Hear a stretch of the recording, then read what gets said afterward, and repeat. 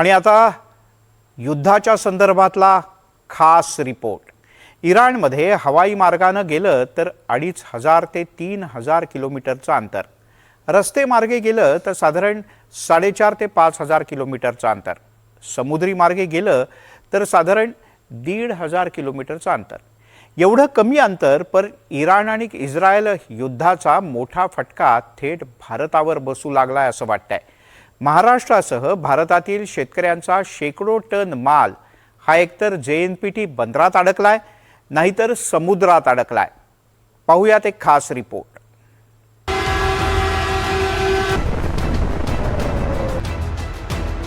युद्धाचे चटके, भारतालाही फटका। JNPA बंदरात 1100 कंटेनर अडकले। नाशिकचा 5400 टन कांदा थांबला। जळगावातली केळीही अडकून पडली। इस्रायल आणि इराण युद्धाचे चटके आता पश्चिम आशियालाच नव्हे तर जगभरात बसताना दिसतायत। कच्च्या तेलाच्या आयातीवर अवलंबून असलेल्या भारतावर सुद्धा याचा परिणाम होण्याची शक्यता आहे। युद्ध सुरू होऊन 4च दिवस झाले आहेत आणि याचा परिणाम शेतकरी आणि व्यापाऱ्यांवर होताना दिसतोय। JNPT बंदरात 1100 कंटेनर अडकले आहेत। इराणी पिस्ता आणि बदाम महागले। नाशिकचा 5400 टन कांदा थांबलाय, तर जळगावातली केळी निर्यात 100% थांबली आहे। 6 लाख टन बासमती तांदूळ समुद्रातच अडकलाय। राज्यातले 370 कंटेनर दुबईत अडकले आहेत। कांदा, मका, मिरची आणि डाळिंबाची निर्यातही थांबली आहे। या युद्धामुळे भारतातून पश्चिम आशियाला होणाऱ्या कांद्याची निर्यात पूर्णतः ठप्प झाली आहे। त्याचा फटका विशेषतः नाशिकला बसल्याचं दिसतंय। नाशिकमधून पश्चिम आशियाला जाणाऱ्या कांद्याचे सुमारे 160 कंटेनर हे मुंबई बंदरात अडकून पडले आहेत। कांद्याची निर्यात ठप्प झाल्यानं देशांतर्गत आवक वाढण्याची शक्यता आहे।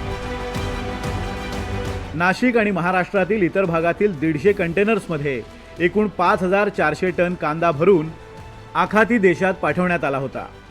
दुबई मार्केट बंद असल्यानं हे सर्व कंटेनर JNPTवरच थांबले आहेत।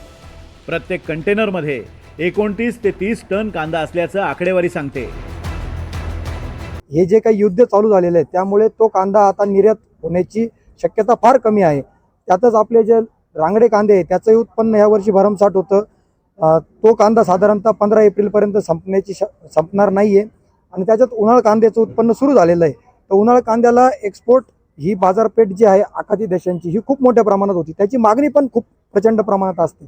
पण आता या युद्धामुळे तो कांदा तिथे जाणार नाही, त्यामुळे त्याचे जे चांगले बाजार त्या एक्सपोर्टच्या माध्यमातून त्या शेतकऱ्यांना, उन्हाळ कांद्याच्या शेतकऱ्यांना मिळणार होते ते आता भेटणार नाही। आता जे शनिवारी जो आता JNPT आपल्या जबल अली पोर्टवर जो अटॅक झाला आहे त्यामुळे कांदा निर्यातीवर मोठा परिणाम झाला आहे। मुंबईमध्ये आज 160 कंटेनर कांद्याचे उभे आणि जोपर्यंत ते युद्धजन्य परिस्थिती सामान्य होत नाही तोपर्यंत ते जातील का नाही हे शक्यता आहे। त्यामुळे इथून पुढं जे होणारी निर्यात आहे ती धोक्यात आली आहे आणि याचा परिणाम कांदा दरावर आणि इतर शेतमालावर मोठ्या प्रमाणात होण्याची दाट शक्यता आहे। तर दुसरीकडे आधीच गेल्या काही दिवसांपासून कांद्याच्या भावात सातत्यानं घसरण होते आहे। त्यामुळे कवडीमोल भावात कांदा विक्री करावा लागत असल्यानं उत्पादन खर्चही निघत नसल्यानं कांदा उत्पादक अडचणीत आलाय। त्यातच आता इराण आणि इस्रायलमध्ये युद्ध सुरू झालंय। निर्याती अभावी कांद्याचे भाव गडगडण्याच्या शक्यतेनं कांदा उत्पादकांची चिंता अधिकच वाढली आहे।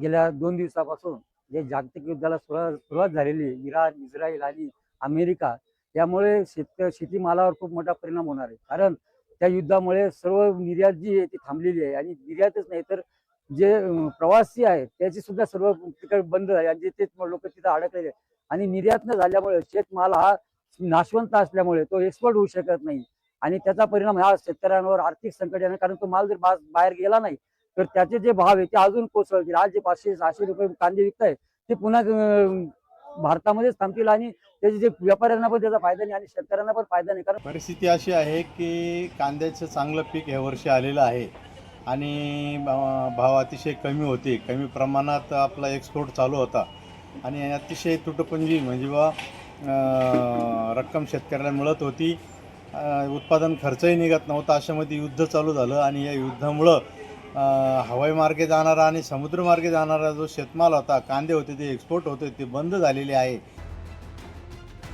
भारतातून पश्चिम आशियामध्ये मोठ्या प्रमाणात केळीही निर्यात केली जातात. एकट्या जळगावमधून पश्चिम आशियात 12 कंटेनर केळी निर्यात केली जातात. ही निर्यात आता थांबल्याचं चित्र आहे. त्यामुळे केळ्यांच्या किमतीत मोठी घसरण होण्याची शक्यता आहे. युद्धापूर्वी केळी ही 2500 रुपये प्रति क्विंटल इतकी होती. आता ती 1500 रुपये प्रति क्विंटलवर आली आहे. केळी हा नाशवंत माल असल्यानं शेतकऱ्यांना फटका बसण्याची शक्यता आहे. जळगावातून केळीची मोठ्या प्रमाणात निर्यात होत असते. दुबई, ओमान आणि कुवेत यासारख्या देशात जाणारा केळीचा माल प्रामुख्यानं दुबई मार्गे पुढे जातो. अमेरिका, इस्रायल आणि इराण या युद्धामुळे आमच्या केळीचे एक्सपोर्ट चे माल बंद झाला आहे.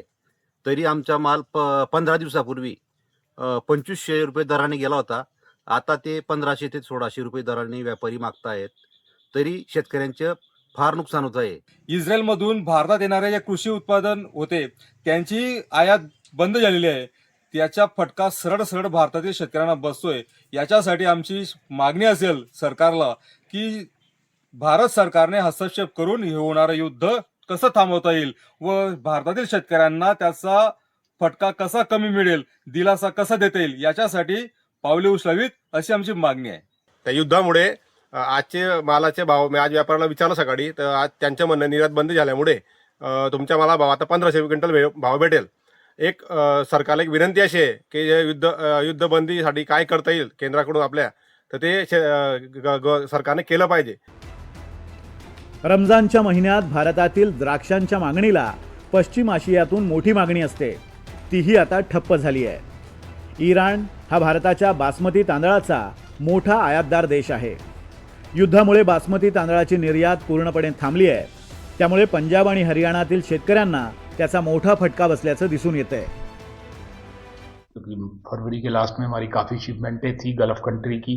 ईरान, इराक, सऊदी अरेबिया तीनों हमारी 3 मिलियन टन की मार्केट है, बहुत बड़ी मार्केट है, जिनके ऊपर हमारा पूरा टिका हुआ है बासमती का व्यापार. क्या लगता है क्या हो सकता है इसमें, क्या क्या परेशानियां आ सकती हैं अगर आप? देखो, इसमें सबसे बड़ी परेशानी तो हमें माल स्टक हो गया, उससे हमें पैसे की परेशानी बहुत बड़ी आ सकती है. क्योंकि माल अब मार्च का महीना है, आपको पता है कि क्लोजिंग का टाइम है. हर आदमी को अपने हिसाब किताब लेना देना करना है, तो क्लोजिंग का टाइम है. तो अगर ये जल्दी शॉर्ट आउट नहीं हुआ तो पैसे की परेशानी राईस इंडस्ट्री के. इराण इस्रायल युद्धामुळे दुबईसह आखाती देशांकडे जाणारे समुद्रमार्गही ठप्प झाले आहेत. JNPT बंदरावर 1000हून अधिक कंटेनर अडकून पडले आहेत. मोठ्या प्रमाणात द्राक्ष, कांदा, पपई आणि इतर फळभाजीपाला यांचाही समावेश आहे.